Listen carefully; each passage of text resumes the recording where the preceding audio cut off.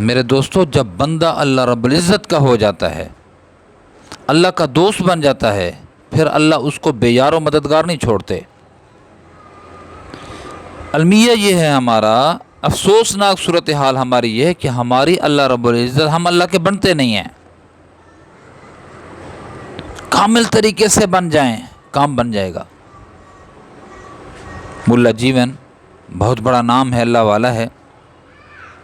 بادشاہ کے بچے بھی حضرت کے پاس پڑھتے تھے۔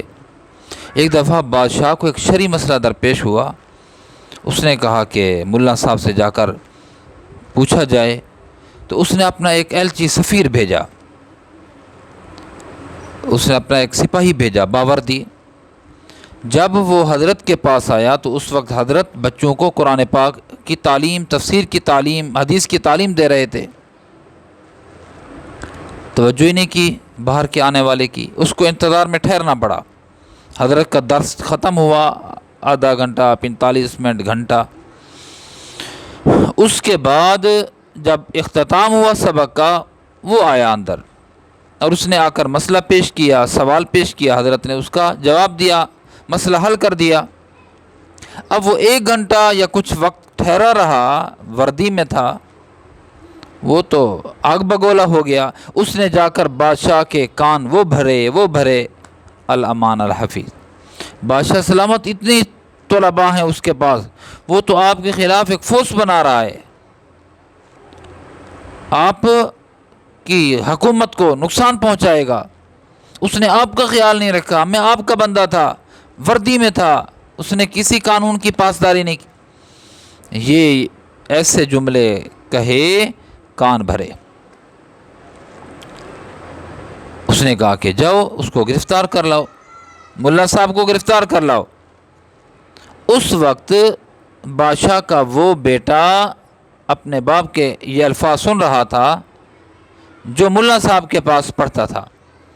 اسی مجلس کو چھوڑا، اس نے فوراً حضرت کی خدمت میں حاضر ہوا۔ حضرت، یہ سپاہی آیا ہوا تھا، اس نے آپ کے خلاف میرے والد کے کان بھرے ہیں اور والد صاحب نے آرڈر جاری کیا آپ کی گرفتاری کے، آ رہے ہوں گے وہ، آپ کہیں ادھر ادھر ہو جائیں۔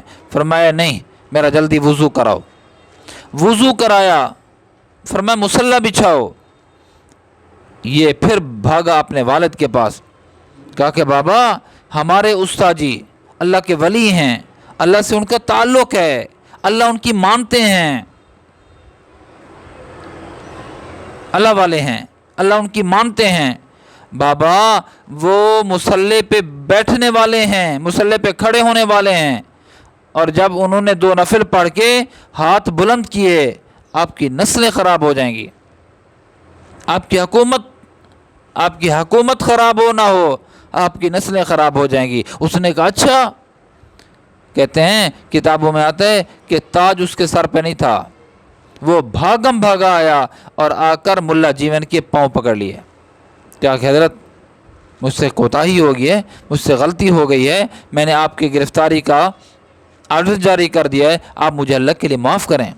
آپ نے اگر ہاتھ اٹھا لیے، کہہ دیا نا اللہ سے، اللہ یہ بندہ مجھے تنگ کر رہا ہے، مجھے آپ کی تقوی کی وجہ سے اللہ کی ذات پہ امید ہے، آپ جو کہیں گے ادھر سے وہی کچھ ہوگا۔ دیکھیں اللہ کا جو ہو جاتا ہے نا، تو پھر اللہ ایسے بے یار و مددگار نہیں چھوڑتا۔ بھائی، میری اولاد کو، میرے دوست کو کوئی تکلیف پہنچاتا ہے تو میں اگر با اختیار ہوں یا جتنی میرے اندر اختیار ہوتا ہے، میں ایکشن لیتا ہوں۔